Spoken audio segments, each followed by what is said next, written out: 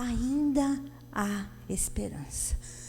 Eu não te conheço, não sei como você entrou aqui, mas talvez tenha alguém no nosso meio, alguém que está aqui dentro, junto conosco, que está sem esperança, perdeu a esperança, está desiludido, desencantado com tudo, com todos, com a vida. Mas o Senhor manda te dizer, ainda há esperança. Não é o fim, não é o fim. Ele ainda tem algo para fazer. Ele só precisa do seu posicionamento. Ainda há esperança. Diga para quem está do teu lado, ainda há esperança. Creia nisso, ainda há esperança.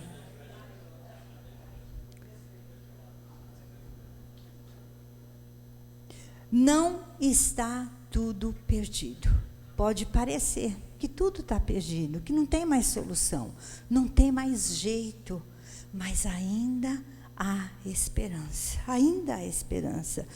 A esperança é o ato de esperar o que se deseja, através da fé e da confiança em Deus. É acreditar que Deus vai fazer o melhor. Quando existe esperança, existe ânimo, existe renovação, existe desejo, as nossas forças são renovadas.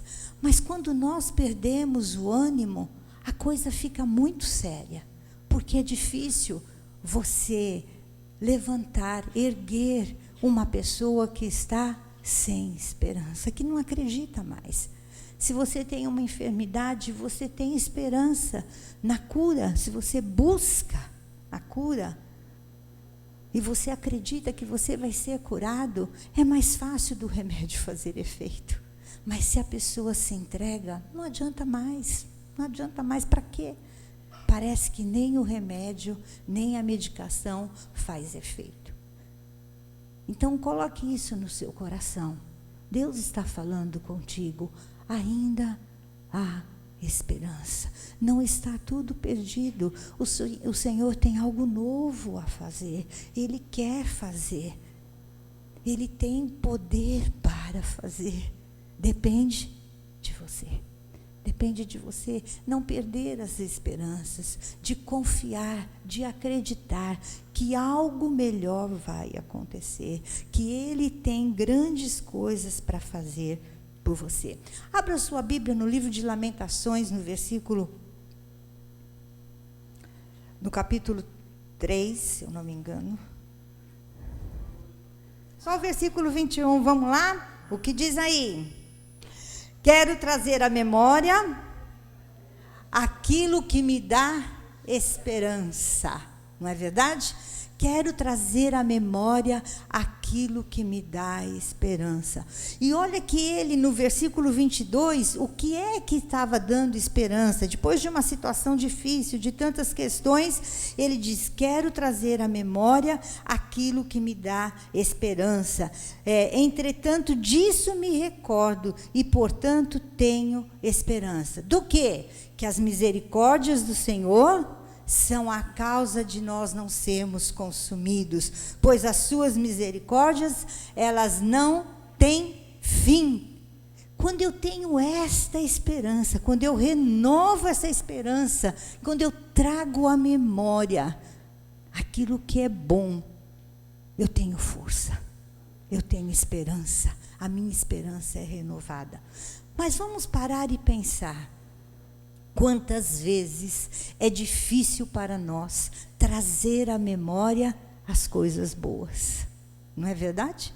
As coisas ruins, se a gente não tomar cuidado, elas estão constantemente na nossa memória. Mas e as coisas boas? Quando eu digo, pensa numa coisa boa, Elisandra, tem que pensar, ai meu Deus, não é assim? E uma coisa ruim, puf, na hora a gente fala. Mas a Bíblia diz, quero trazer à memória aquilo que é bom, aquilo que dá paz, aquilo que me fortalece, aquilo que me renova. E ali, Jeremias dizia assim, o que me dá esperança é saber que as misericórdias do Senhor elas são as causas de nós não sermos consumidos, porque as suas misericórdias, elas não têm fim, elas se renovam a cada dia sobre a nossa vida. Então é disso que nós precisamos lembrar, pensar, trazer à memória os feitos do Senhor, a bondade do Senhor na nossa vida. A Bíblia diz lá: reconhece o Senhor em todos os teus caminhos e Ele endireitará as tuas veredas. Quantas coisas boas Deus já fez por você, quantas coisas boas Deus tem feito por você. Por que Ele não vai continuar fazendo? Ele é o mesmo, ontem, hoje e será eternamente. Ainda há esperança, ainda há esperança. Quero trazer à memória aquilo que me dá esperança. Pensa, traz à sua mente aquilo que Deus já fez por você. E olha o versículo 26, o que diz. O que ele diz? É bom ter esperança, é bom confiar, é bom acreditar. Bom é ter esperança e aguardar em o quê? A salvação que vem do Senhor. Bom é ter esperança. Não é bom a gente lembrar as coisas boas, por lá atrás pensar tudo que Deus fez, tanta coisa linda que Deus já fez na nossa vida? Como é gostoso você parar e pensar em tudo aquilo que Deus já fez. Então nós temos que trazer isso à nossa memória. Mas a Bíblia diz que é bom nós termos esperança e aguardar em silêncio. O aguardar em silêncio é um pouquinho mais difícil, não é verdade? A gente até aguarda, até espera, mas quantas vezes esperamos murmurando? Esperamos reclamando, esperamos questionando a Deus. Mas por quê? Por que comigo? Tanta gente, só comigo que acontece. Aquela síndrome, né? De para baixo, de que nada dá certo, tudo dá errado na minha vida. Mas quando nós aprendemos a esperar com paciência, é uma espera com qualidade diante do Senhor. Não é esperar de qualquer maneira, mas é esperar com qualidade. É esperar com paciência. É esperar crendo que aquele que começou a boa obra, Ele vai terminar. Ainda há esperança, mesmo que pareça que a sua situação esteja tudo perdido, não tem mais o que fazer, está um caos. O Senhor manda te dizer: ainda é esperança. Bom é ter esperança e aguardar em silêncio a salvação que vem do Senhor. O Salmo 40, versículo 1, ele diz isso: esperei com paciência pelo Senhor. E o que aconteceu? Ele ouviu, ele se inclinou e ouviu o meu clamor. Eu acho muito lindo porque é comigo e é com você. Não é com todos nós, é individual, comigo e com você. Esperei com paciência pelo Senhor, e Ele se inclinou e ouviu o meu clamor, ouviu o seu clamor. É isso que Ele faz. Ele tem essa disposição de fazer isto por nós, de ouvir o nosso clamor e responder a nossa oração. Mas eu preciso aprender a esperar, e a esperar com qualidade, esperar com paciência aquilo que Deus vai fazer. Não importa o tamanho da luta, não importa qual seja a tua tempestade, o nosso Deus, Ele é maior. E se Ele é maior, Ele pode fazer, Ele pode nos dar esperanças. Ouvimos falar de tantos atributos de Deus. Ouvimos falar da justiça de Deus, da bondade de Deus, da misericórdia de Deus. Ouvimos falar do amor de Deus, que são atributos do Senhor, qualidades, características do nosso Deus. Mas tem uma característica do nosso Deus que ela não é tão falada, não é tão conhecida. E eu quero falar com você sobre esta característica, O nosso Deus é um Deus trabalhador. Ele trabalha por mim e por você. Abra sua Bíblia no livro de João, no capítulo 5. Livro de João.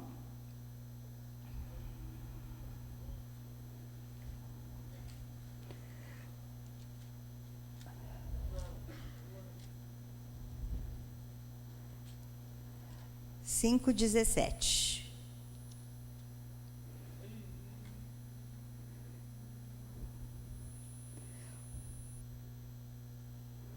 O que diz aí? Jesus disse: meu Pai, João, é Novo Testamento, Mateus, Marcos, Lucas, João. Misericórdia? Misericórdia, Jesus. Quem está na misericórdia? Já? Já chegou, né? Glória a Jesus. As misericórdias do Senhor não têm fim, elas são novas. Vamos lá? 5,17. Jesus lhes disse: meu Pai trabalha. E que mais? Ele trabalha quando? Até agora. E que mais ele diz? Jesus? E eu também trabalho. Então saiba que você tem um Deus que cuida de você, que trabalha por você. Por isso que ainda há esperança. Ainda há esperança, porque nós temos um Deus que cuida de nós, que trabalha por nós. Abra lá no livro de Isaías, capítulo 64, versículo 4. Isaías, vamos lá, depois de Salmos.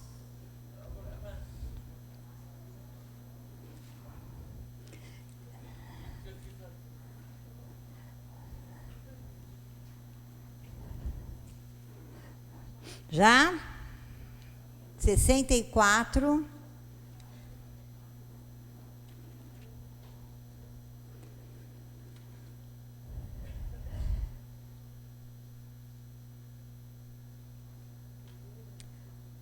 Sessenta e quatro, 4. Vou ler. Já podemos? Já? Vamos lá. Então diz assim: desde a antiguidade, não se ouviu, nem com os ouvidos se percebeu, nem com os olhos viu, um Deus além de ti, que trabalhe para aqueles que nele esperam. Amém? Para quem que Deus trabalha? Para aqueles que nele esperam. Ele já declarou que ele trabalha. Ele trabalha, o Filho trabalha, o Espírito trabalha por nós. Ele trabalha. Ele não parou, até agora ele continua trabalhando. Mas ele trabalha para aqueles que nele esperam. Em quem você tem esperado? Em quem você tem posto a sua confiança? Na hora da aflição, na hora das dificuldades, na hora dos problemas, na hora que você precisa de um socorro, em quem é que você tem buscado? Deus trabalha para aqueles que nele esperam. Aonde você tem posto a sua esperança? Salmo 20, o salmista diz assim: uns confiam em carros, outros confiam em cavalos, mas nós fazemos menção de quem? Do nome do Senhor nosso Deus. Em quem você espera? Em quem você tem posto a sua confiança? Para quem que você tem olhado? Hebreus diz: olhando para Jesus, o autor e consumador da nossa fé. É para ele que nós temos que olhar. O salmista diz: eleva os meus olhos para os montes, de onde me virá o socorro? É a pergunta. De quem que vem o socorro? É dos montes? O meu socorro vem de quem? Do Senhor. Então eu tenho que aprender a olhar para o Senhor, a confiar no Senhor, a acreditar que Ele trabalha por mim. Por isso, ainda há esperança. Não está perdido. Ainda tem como retomar. Ainda tem como fazer. Eu não sei o que acontece com você, o que você sente, o que você pensa, como você está, achando que não tem mais jeito, que não tem mais esperança, que não adianta mais fazer nada. Não, se você confia no Senhor, se você espera nele, se é para ele que você olha, se é nele que você busca refúgio na sua vida, ele trabalha por você. E ele trabalha agora, até agora ele tem trabalhado, porque ele é um Deus que cuida de nós. E como um Deus que trabalha por nós, e nós confiamos nele, eu quero te falar de 3 maneiras que eu encontro Deus trabalhando por nós. Amém? Vamos lá?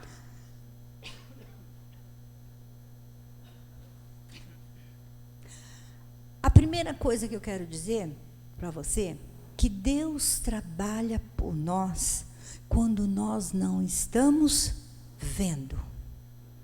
Quando nós não estamos vendo nada, Deus está trabalhando por nós. Vou dar um exemplo da palavra de Deus para você. Abra lá no livro de Êxodo, uma história bíblica, Êxodo 14.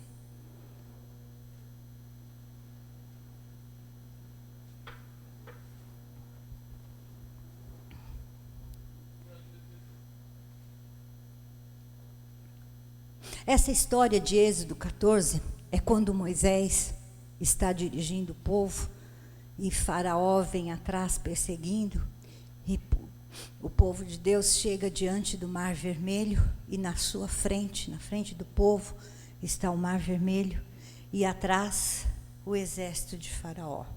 Eles não tinham o que fazer, eles não estavam vendo nada, mas Deus estava trabalhando por eles. E eles passaram, atravessaram o Mar Vermelho de que maneira? Andando. Não foi de barco, não foi de navio, não foi de balsa, muito menos de prancha. Eles passaram a pé seco. Foi assim que eles atravessaram o mar. Mas por quê? Porque Deus estava trabalhando por eles. E trabalhando, sabe quando? Quando eles não estavam vendo, na calada da noite, quando eles estavam, quem sabe lá, o povo todo reunido, dizendo, e agora, o que nós vamos fazer? Ou nós entramos no mar e morremos todos afogados, ou nós deixamos o exército passar por cima de nós e acabar com a gente. Por que que nós fomos ouvir Moisés? Por que que nós viemos? O povo lá, talvez discutindo, e o nosso Deus trabalhando por eles. Veja lá. Êxodo 14, versículo 21. Diz assim, posso ler? Já? Todo mundo? Ninguém na misericórdia? Vamos lá. Então, Moisés estendeu a mão sobre o mar, e o Senhor fez retirar-se o mar por um forte vento oriental, quando? Toda aquela noite. Enquanto eles não estavam vendo, Deus estava trabalhando por eles. E não foi o que aconteceu? E fez do mar terra seca, as águas foram divididas, e os filhos de Israel entraram pelo meio do mar, que jeito? Em seco, e as águas lhe foram qual muro à sua direita e à sua esquerda. Deus trabalha por nós quando nós não estamos vendo. Sabe por quê? Eu estava pensando, mas por que que Deus faz isso? Porque se Ele fosse trabalhar conosco, a gente ali, junto, a gente ia dar um monte de palpite. Não faz assim não, faz desse jeito, ó, assim vai ser melhor se o senhor fizer dessa maneira. Então Deus diz, bom, deixa o povo lá conversando, está de noite, está escuro, ninguém está vendo nada, e eu vou atuar. Eu vou manifestar a minha glória. Ele mandou um vento muito forte, a noite toda, não foi 5 minutos não, Foi a noite toda. E aquele vento muito forte foi que abriu o mar e eles puderam atravessar. Deus trabalha por nós. Por isso, ainda há esperança. Eu não posso perder a esperança. Deus trabalha por nós. Ele está trabalhando por mim e por você. Deus trabalha por nós. Amém?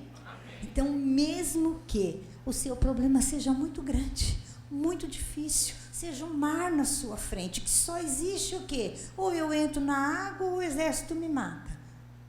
Deus está cuidando de ti. Deus está trabalhando por você. Amém? Segunda coisa.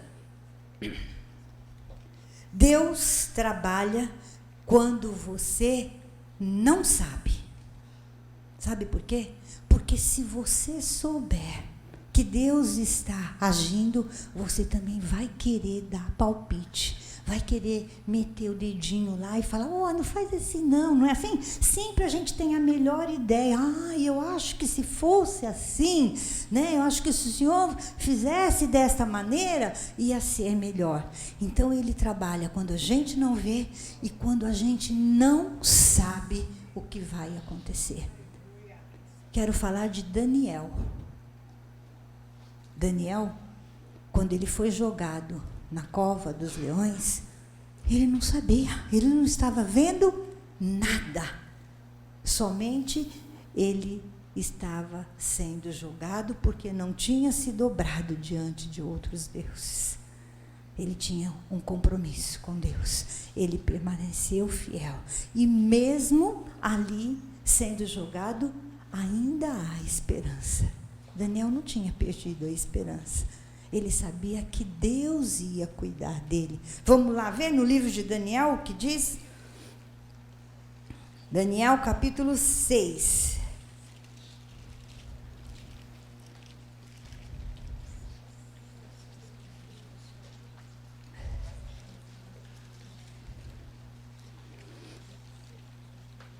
Daniel 6.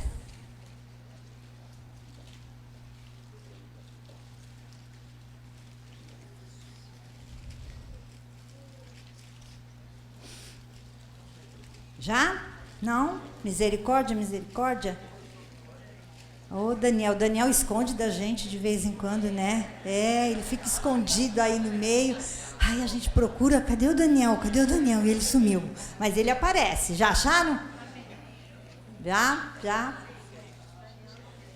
Já acharam o Daniel? Apareceu ele aí?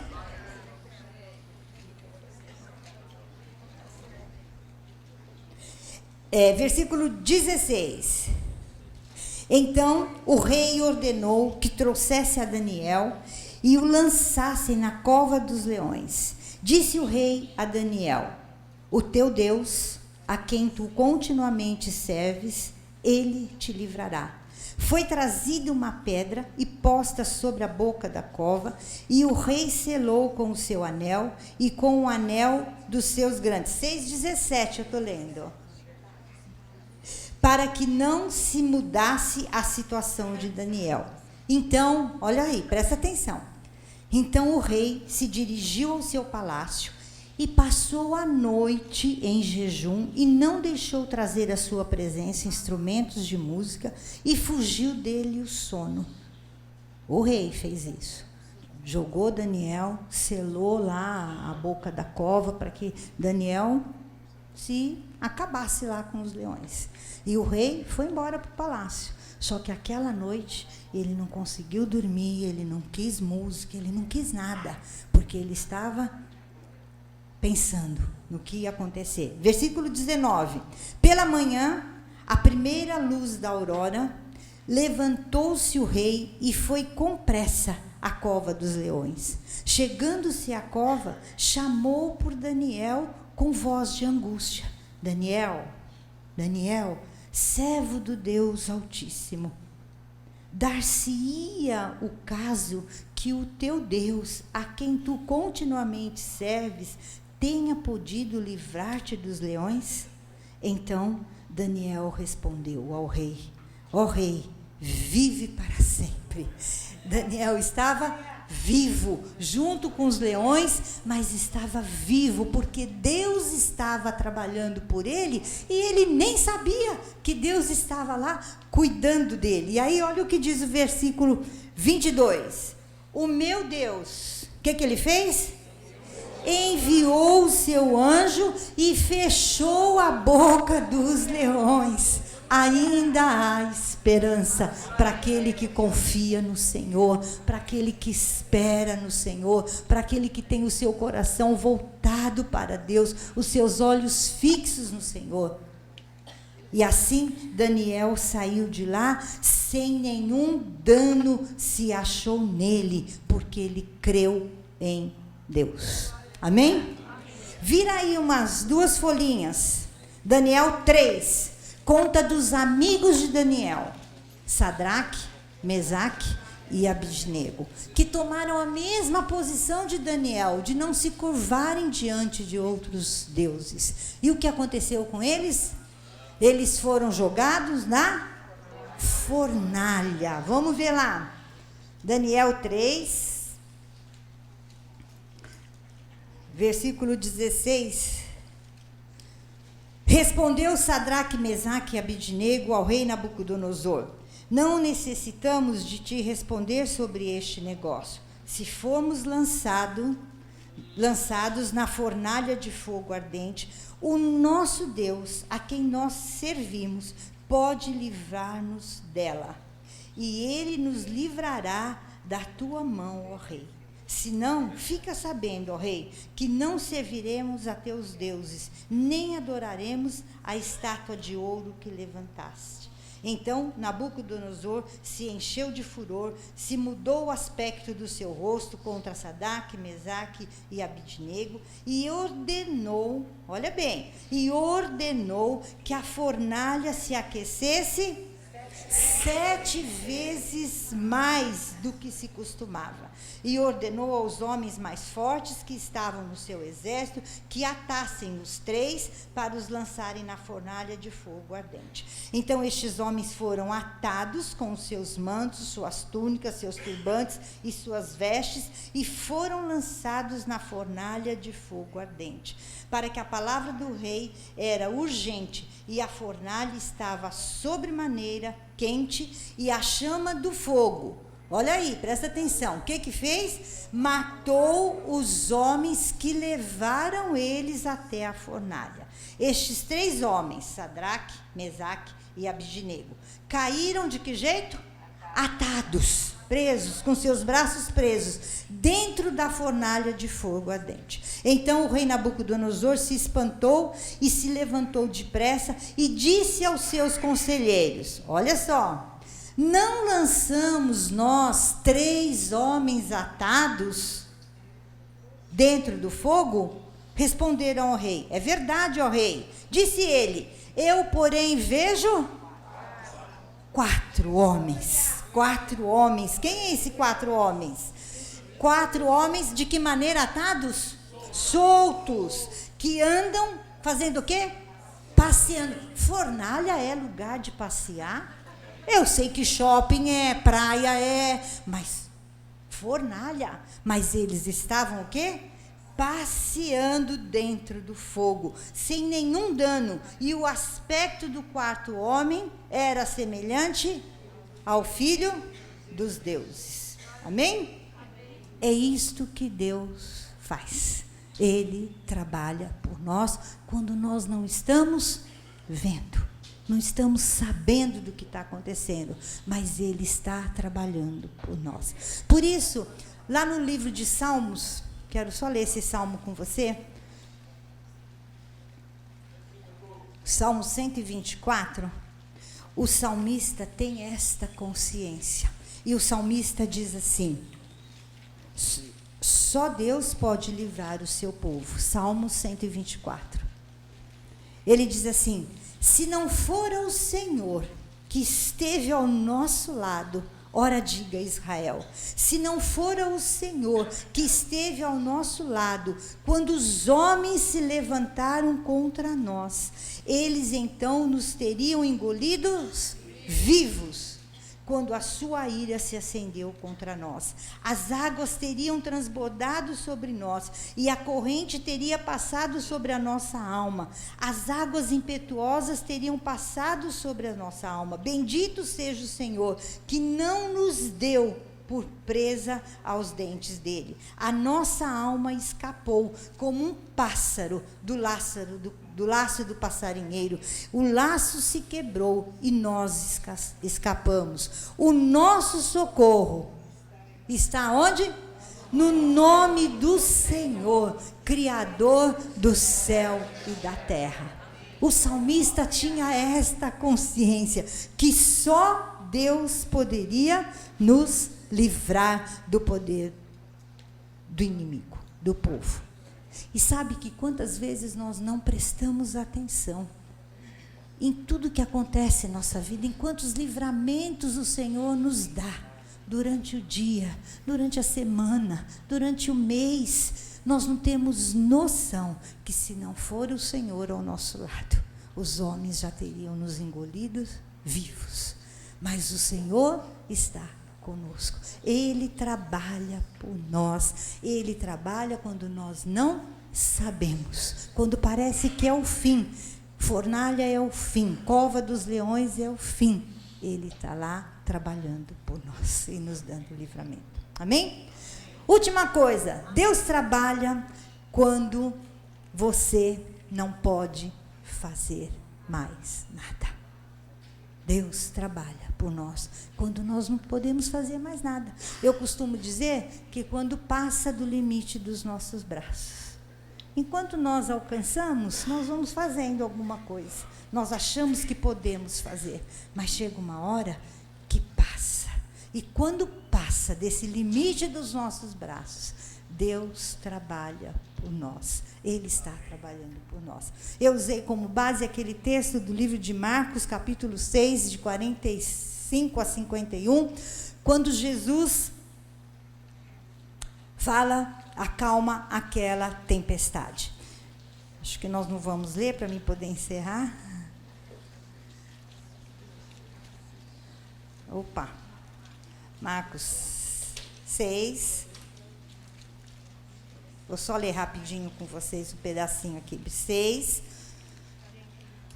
É do 45 ao 51. Mas eu vou ler o versículo 48 com vocês, só para a gente definir este, que Deus trabalha quando você não pode fazer nada. Ele tinha ordenado aos discípulos que entrassem no barco e atravessassem o mar e fossem para o outro lado, né? E aí o que acontece? Versículo 47.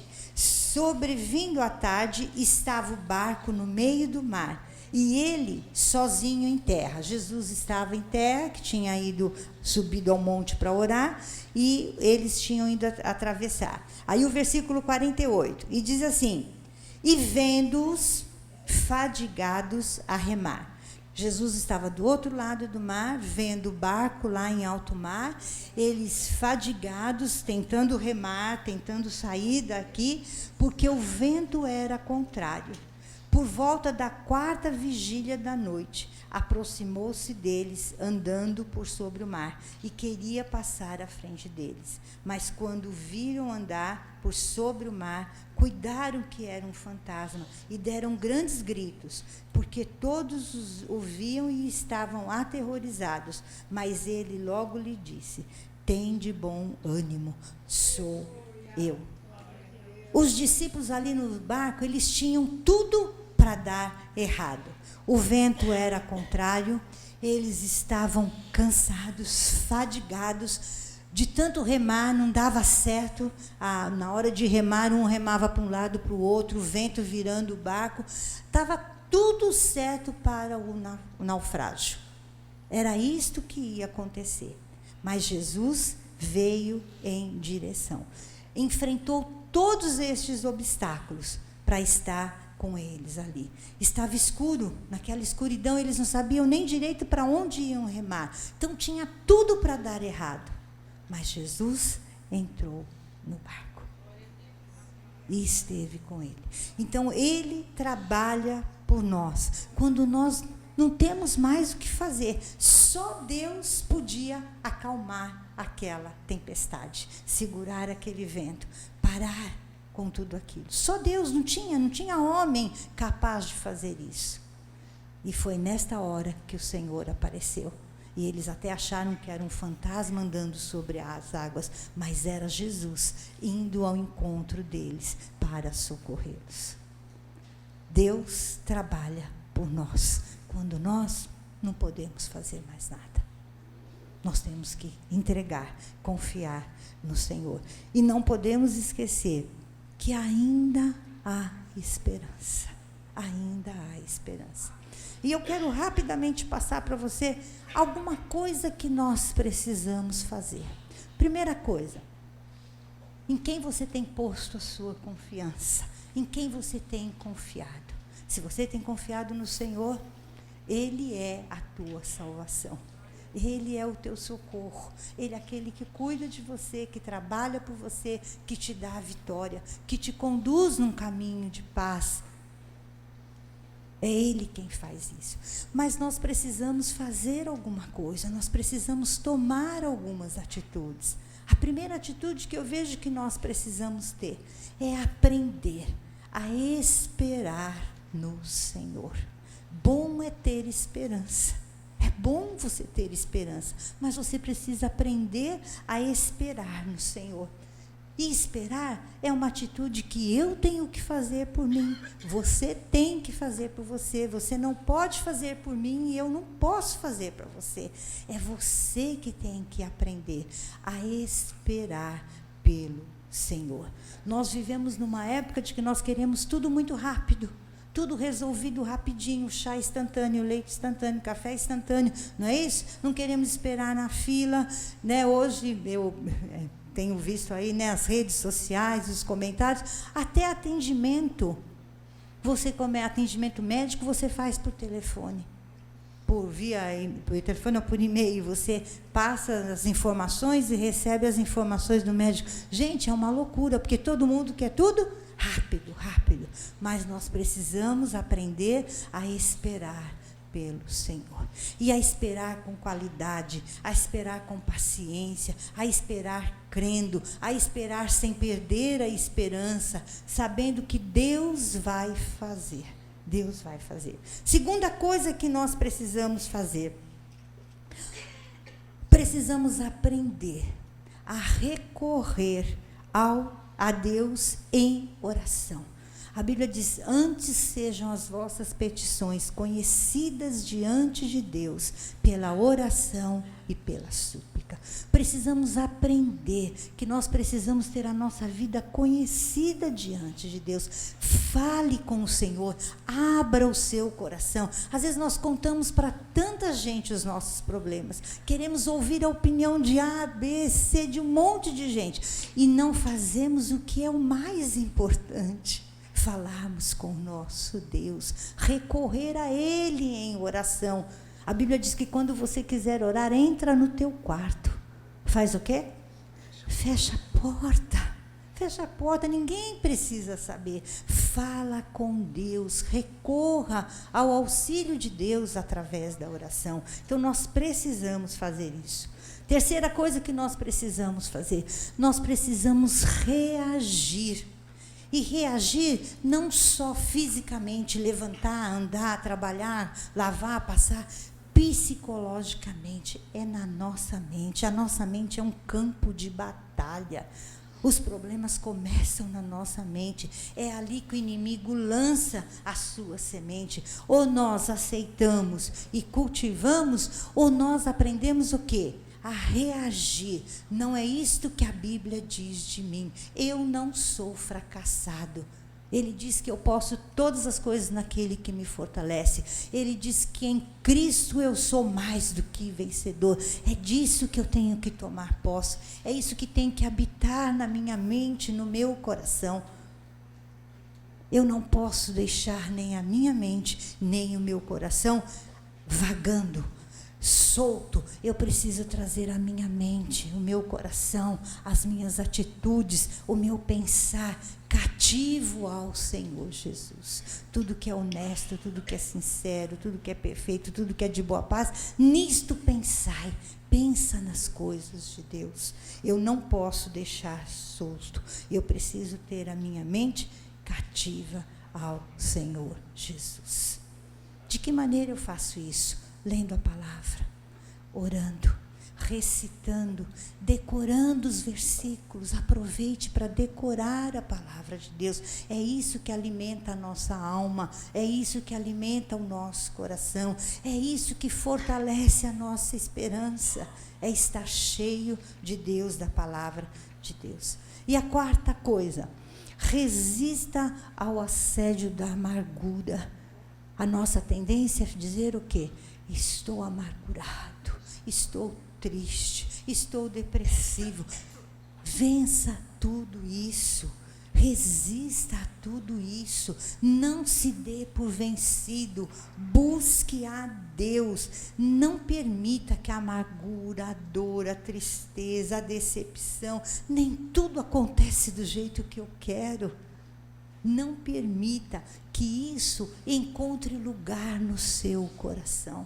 Tem um ditado que diz que o passarinho pode vir e sentar na sua cabeça, mas fazer o ninho só se você permitir. Não permita que seja feito ninho no seu coração, na sua mente, mas converta o seu coração ao Senhor Jesus. Busque ao Senhor enquanto se pode achar, invoque enquanto Ele está perto.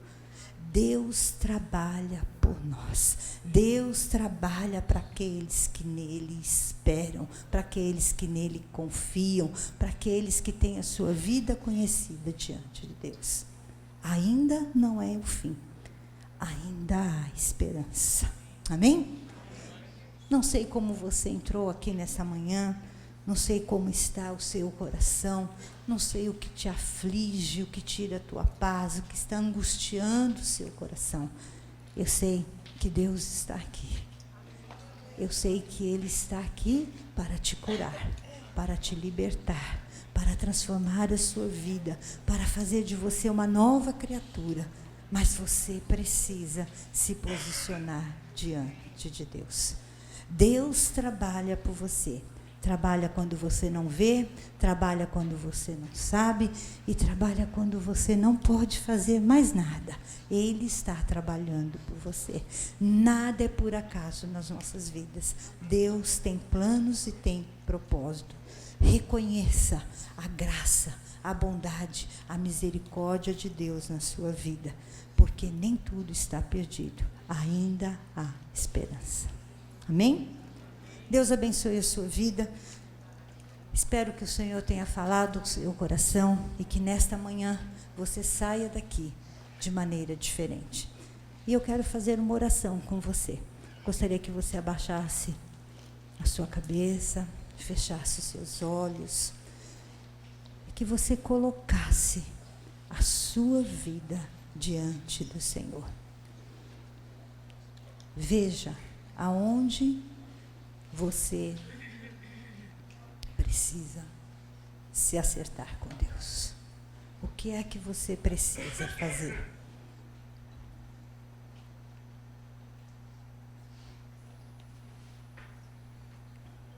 Deus ama você. Deus te trouxe aqui para falar contigo. Se você entrou aqui desanimada, sem esperança, sem coragem para vencer, sem ânimo, desiludida, Ele está te dizendo: filho, filha, ainda há esperança. Não perca a esperança. Renove a sua esperança nesta manhã. Diga ao Senhor: Senhor, eu quero sair daqui renovado. Eu quero sair daqui com o meu coração cheio da tua graça, cheio da tua esperança. Eu quero viver um novo tempo na minha vida. Eu quero aprender a confiar em Ti, a deixar o Senhor trabalhar. Não quero ficar dando palpite, dizendo como é que o Senhor deve fazer, mas eu quero me entregar nas Tuas mãos. Eu quero viver o melhor que o Senhor tem para mim. Ajuda-me, Senhor. Quero orar com você. Você que gostaria de receber esta oração, fique em pé no seu lugar, dizendo: Senhor, eu preciso, me ajuda. Eu quero entregar a minha vida, a direção da minha vida nas tuas mãos. Feche os teus olhos, baixe sua cabeça. É um momento seu e do Senhor. É um momento de intimidade, de comunhão. É um momento de derramar lágrimas, de pedir ajuda do Pai. É o seu momento com Deus. Coloca a sua vida diante do Senhor. Ele te ouve, Ele está aqui, Ele te ama, Ele quer te fortalecer, Ele quer te renovar. Em nome de Jesus, em nome de Jesus, faça isso. Oh Deus amado, oh Deus querido, obrigada, Senhor. Tu és maravilhoso, Tu és incomparável. Aleluia. Oh Deus, louvado é o Teu nome. Senhor amado e querido, em nome de Jesus, que nós nos colocamos diante de Ti nesta hora. O Senhor conhece o nosso coração, o Senhor conhece a aflição, o Senhor conhece a angústia, o Senhor conhece aquele que entrou aqui nesta manhã desiludido, desacreditado, sem razão mais de viver, sem esperança. Senhor, mas a palavra de hoje é esta: ainda há esperança, ainda há esperança, ainda há esperança para o aflito, para o abatido, para o contrito de coração. Por isso, Senhor, em nome de Jesus, na autoridade que me é dada na Tua palavra, eu quero colocar a cada uma destas vidas diante de Ti, que estão lançando diante de Ti a sua aflição, a sua angústia, o seu desespero, Senhor, e clamar, Senhor, em nome de Jesus, que a Tua bênção esteja sobre essas vidas, que haja uma renovação, Senhor, de mente, de coração, de pensar, de agir, de fazer para a glória do Teu nome, em nome de Jesus, Senhor, que Tu se manifeste a cada um destes, dizendo a eles que o Senhor trabalha por eles, que o Senhor está cuidando, que não tem causa perdida, que o Senhor vai dar vitória, que o Senhor vai fazer muito além do que pedimos ou pensamos. Senhor, em nome de Jesus, que estes corações sejam fortalecidos,